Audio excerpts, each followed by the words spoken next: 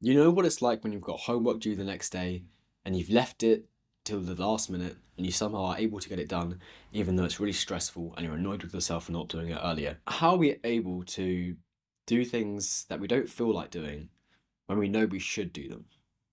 Because that's part of what self discipline is. It's down to motivation. The motivation is you're going to get a punishment from a teacher, your parents are going to be annoyed with you for not doing the homework, you're going to feel bad. So that's all like your motivation to get the homework done, right?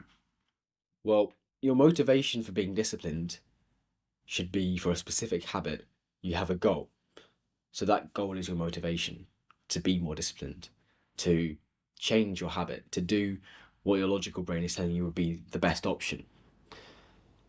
So you need to, first of all, have that motivation, have that goal in mind, because that's how we're able to get ourselves to do things that we know we should do when we don't feel like it.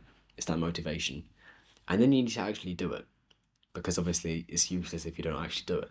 How exactly do we build self discipline? How do we get ourselves to do things that we don't feel like doing?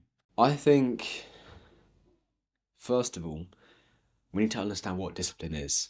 If we look at the definition of discipline, it's training someone to do something or to obey an authority.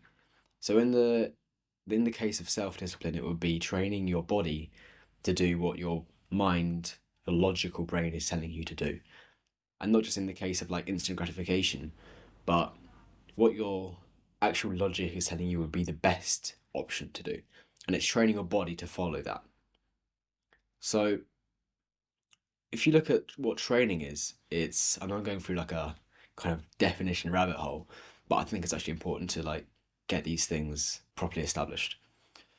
If I went and trained someone or tried to train myself, it would take consistency and it would take multiple days of that training for it to eventually become completed. It's not just something that you do once and it's all done, it's all over. You need to practice that as well. Because you can train yourself to do a good habit, but you need to do that consistently. And that's part of what discipline is. If you think about your most disciplined version of yourself, you would be doing the best thing consistently, not just once. So the first thing that you need to establish is what your mind is telling you to do. What the best option is in your head. And then do that. So you're going to have to train yourself to do that. And that's through doing it consistently. You make it a habit. And you're going to have to kind of force yourself to do it at first. Because it's going to feel so difficult. You're going to feel stiff in doing this new kind of, building this new habit. As an example, when I started working out, kind of doing home workouts probably 4 or 5 years ago, I found it really difficult at first. It felt weird doing home workouts. It felt weird putting my body through training and exercise that I'd never done before. And then after a few months, you get used to it, it becomes a habit. And that's exactly what happens with discipline.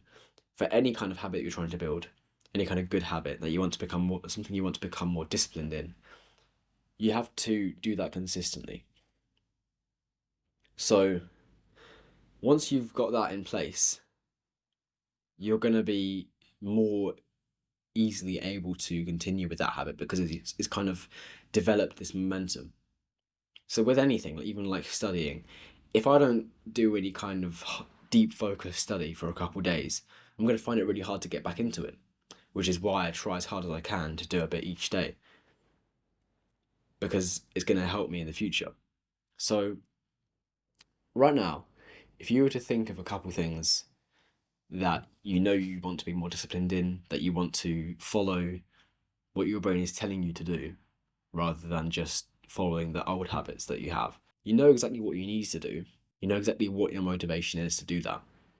And that's going to make it a whole lot easier to actually do it. You would think so, right? But there's obviously going to be some kind of distraction or something that always makes you do the wrong thing, the thing that isn't optimal. So you need to remove that habit. A lot of people that I know, and including myself, I used to be like this. I would try to study, but my phone would be right next to me, right? I'm sure you can relate to this. You would try to do one question, two questions, or just reading through whatever web page you're reading on, and you have this urge to pick up your phone, right? Because that's the habit that you've built. So you pick it up, you scroll for a bit, you feel bad because now you've just wasted a whole lot of time. You look at the clock, you're annoyed with yourself. You go back to the page, you try to do a bit more, but you can't focus because that distraction's been there. Even though you've got the motivation to do the study, even though you know it's the best option to do, you can't get your body to do it because it just feels uncomfortable to force yourself to do that. That's because the distraction is right there. So it's going to sound so simple, but just remove the distraction. What I like to do quite a lot is put my phone on the floor behind me because it just makes it weird trying to like get off the desk, turn around, pick it up off the floor. And especially if it's charging, like if it's low battery, it kind of makes more sense to leave it there and just leave it to charge. Just leave your phone somewhere or whatever kind of distraction it is for whatever habit you're trying to build. Get away from that distraction. Make sure it's not easy to access that distraction, because the easier it is to access that distraction, the harder it will be to build the new habit. So I'm just trying to make it easier for you here to build this new habit and to become more disciplined in your life, because it will benefit you in so many ways. Something else I forgot to mention is to easily start the habit, you want to set yourself a timer, like 1 to 5 minutes, let's say, of doing that thing. So let's say you wake up, you want to do some study or some homework, you don't feel like it, but what you've got to do is sit down at your desk for 1 to 5 minutes, set a timer, even if it's impossible to do that task in that short amount of time, and just start working. Because once you've done that, you will start to have some momentum to keep working. You'll already be in the flow state, you'll already be focused, and it'll be a lot easier to do that, and then continue doing that consistently. Really my bad, but I forgot to mention this tip as well. Build it into your routine so that you've got things around it that you do, and this new habit will kind of fit in there, and you'll get used to doing it between these other things that you normally do in your routine anyway. That will make it a lot easier to actually build that habit. There's one big thing really that's helped me become a lot more disciplined and a lot more consistent without me even realizing it. It made it a whole lot easier for me to make progress, and it's accountability. And not just in the way of you telling someone, can you make sure I'm doing this habit so that I don't forget? But more in the sense of that you already start building that habit and you make sure that other people around you are able to see that that is now what you're trying to accomplish.